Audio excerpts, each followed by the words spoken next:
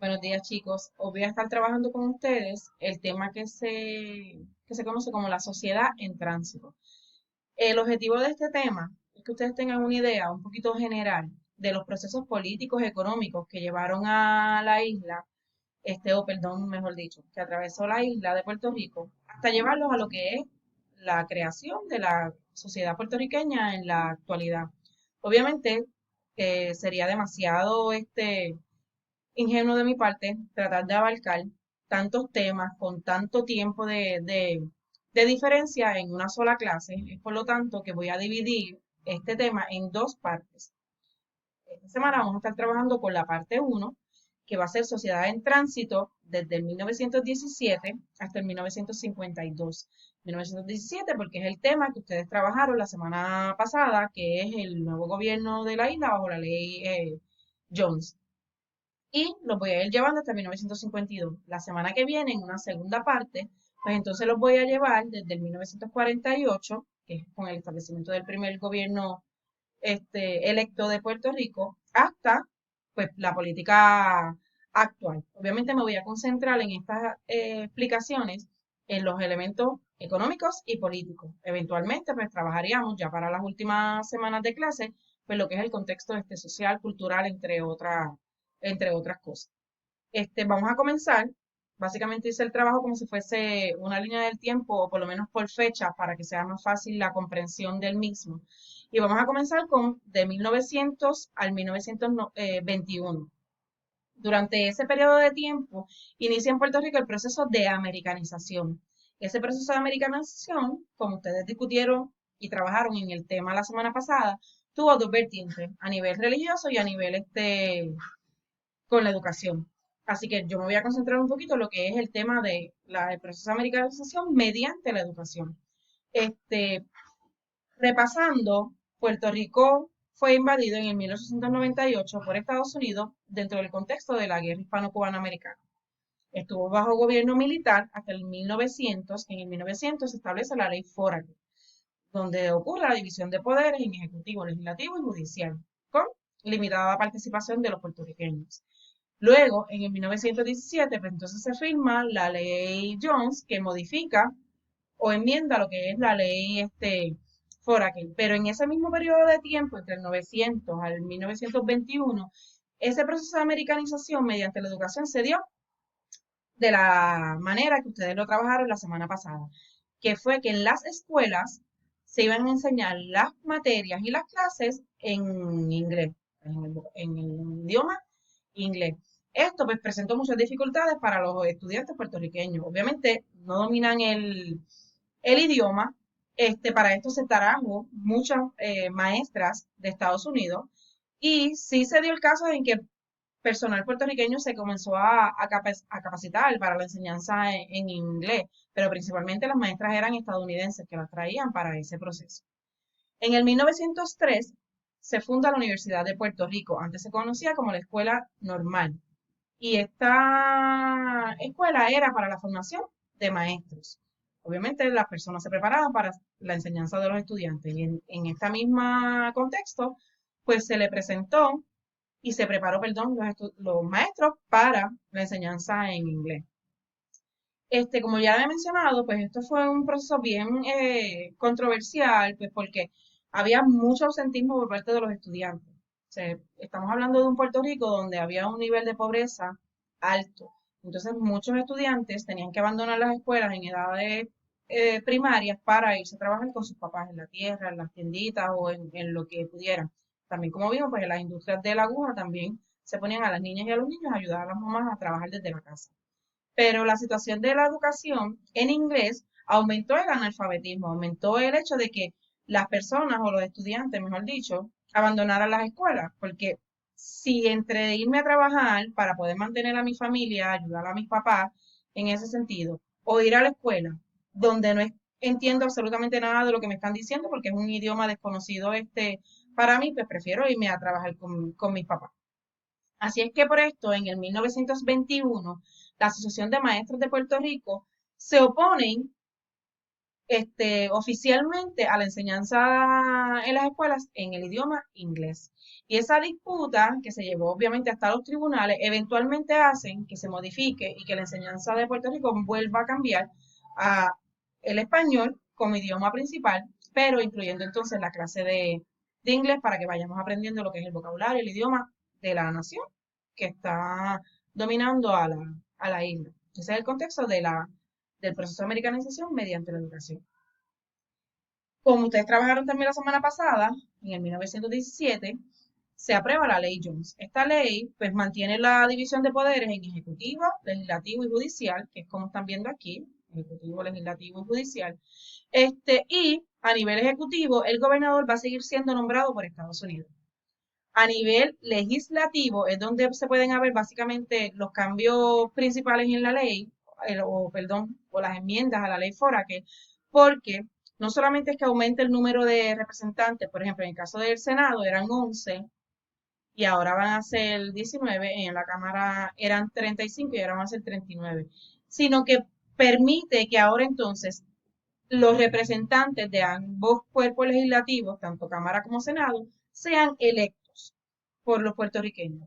Si nos recordamos un poquito de la ley Foraker, de los 11 miembros del Consejo Ejecutivo, que así era que se llamaba, lo que bajo la ley Jones es el Senado, eran 6 estadounidenses nombrados por el presidente y 5 puertorriqueños también nombrados. Ahora, bajo la nueva ley Jones, pues los 19 miembros del Senado van a ser electos, al igual que los 39 miembros de la Cámara de Representantes. Básicamente, la participación que van a tener los puertorriqueños en el gobierno bajo la ley Jones va a ser a nivel legislativo, tanto en la Cámara como en el Senado. Otra de las medidas que implementó la ley Jones es que otorga la ciudadanía estadounidense a los puertorriqueños. Sabemos que bajo la ley Foraker es lo que esperaban los puertorriqueños que ocurrieran, pero lo que hicieron bajo la ley Foraker es que le dieron la ciudadanía puertorriqueña. Antes teníamos la ciudadanía española y entonces bajo la ley Foraker le otorga la ciudadanía puertorriqueña a los puertorriqueños. Un poquito como que medio bobo, porque ajá, sí, ahora eres puertorriqueño. Pero bajo la ley Jones se le otorga la ciudadanía estadounidense. Obviamente esto fue un motivo de celebración para muchos de los grupos políticos que estaban abogando por eso, porque ellos entendían que con esto se le iban a conceder los mismos derechos y privilegios a los puertorriqueños que tienen los ciudadanos estadounidenses que viven en Estados Unidos. Pero la realidad del caso es que no se dio necesariamente de esa manera. La otorgación de la ciudadanía dentro del contexto de la ley Foraker se dio en un periodo cuando Estados Unidos inicia o entra a participar activamente en el conflicto de la Primera Guerra Mundial. Y obviamente al darte esta ciudadanía estadounidense, como se dice y esperaban muchos de los grupos políticos puertorriqueños, se espera que con esto tú tengas los mismos derechos y privilegios de los ciudadanos estadounidenses, pero también vas a tener las mismas responsabilidades. Y es por esto que cuando en el 1917 le dan la ciudadanía estadounidense a los puertorriqueños, y ese mismo año Estados Unidos entra en la Primera Guerra Mundial, los varones de Puerto Rico tuvieron que participar en la Primera Guerra Mundial como parte del ejército de Estados Unidos, porque era su responsabilidad como ciudadanos estadounidenses. Y para darles el cuento largo corto, pues obviamente la ciudadanía estadounidense no garantizaba los mismos derechos y privilegios que los ciudadanos estadounidenses. Incluso eso sigue siendo tema de debate, porque todavía en la actualidad, 2020, se nos siguen considerando a nosotros los puertorriqueños como ciudadanos de segunda categoría. Y es por esto, dentro de una de las muchas cosas que significa ser ciudadano de segunda categoría, es que nosotros no tenemos ni tan siquiera el derecho a votar por el presidente de Estados Unidos, siendo ciudadanos estadounidenses. Otro de las enmiendas o disposiciones de la nueva ley es el poder del veto por parte del presidente de Estados Unidos. Te estoy diciendo que ahora los puertorriqueños van a tener básicamente un poquito más de poder político en términos de que van a tener representantes o van a controlar la rama legislativa con los representantes en el Senado y en la Cámara. Pero ¿qué pasa? Con la ley, ellos sí le van a dar más participación política a los puertorriqueños en ese sentido. Pero también crean la ley del veto. Esto lo que significa es que si la rama legislativa estableciera, aprobara o creara alguna ley que Estados Unidos, tanto el presidente como el Congreso, entiende que va en contra de los intereses estadounidenses, ellos pueden vetarla. Y vetarla es decir esa ley no va. Aunque ustedes la aprobaron, aunque la rama legislativa la haya aprobado, nosotros, presidente de Estados Unidos o Congreso de los Estados Unidos, tenemos la potestad de decir que no a esa ley, porque ninguna ley estatal puede ir en contra de los intereses estadounidenses a nivel este, federal. Y eso se mantiene hasta la actualidad. Entonces, básicamente, la última palabra a nivel político, económico, militar, etcétera, de la isla de Puerto Rico la tiene el Congreso de los Estados Unidos. Se implementó bajo la ley Farrakhan y se mantiene hasta la actualidad. Otro dato es que por primera vez dentro de la historia política de la isla se instauró un cuerpo legislativo completamente por puertorriqueños. Como le dije, anteriormente en la Farrakhan eran 6 estadounidenses, 5 puertorriqueños, todos nombrados. Ahora van a ser todos puertorriqueños y electos. Y esta foto que ven en la parte de abajo es el primer senado completamente puertorriqueño que existió en la isla. Que hay algunos obviamente está la foto del Senado como que en sesión y algunos de las fotos de los que formaron parte de ese primer Senado puertorriqueño. Obviamente no voy a discutir todos los nombres, pero por ejemplo aquí está un Celso Barbosa, un Jesús Tepiñero, entre otros que formaron parte de ese congreso y que más adelante se van a destacar dentro de la política puertorriqueña.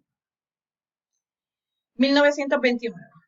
En el 1929, gracias a la lucha de distintas mujeres sufragistas en la isla, mujeres como Ana Roque, que es la que está en la izquierda, ella era maestra de escuela y profesora a nivel subgraduado, y Luisa Capetillo, que era una líder del sector trabajador, de las mujeres que trabajaban en la industria de la aguja, del tabaco y las pocas que habían en la de azúcar. Ellas eran como que la voz cantante de esas mujeres.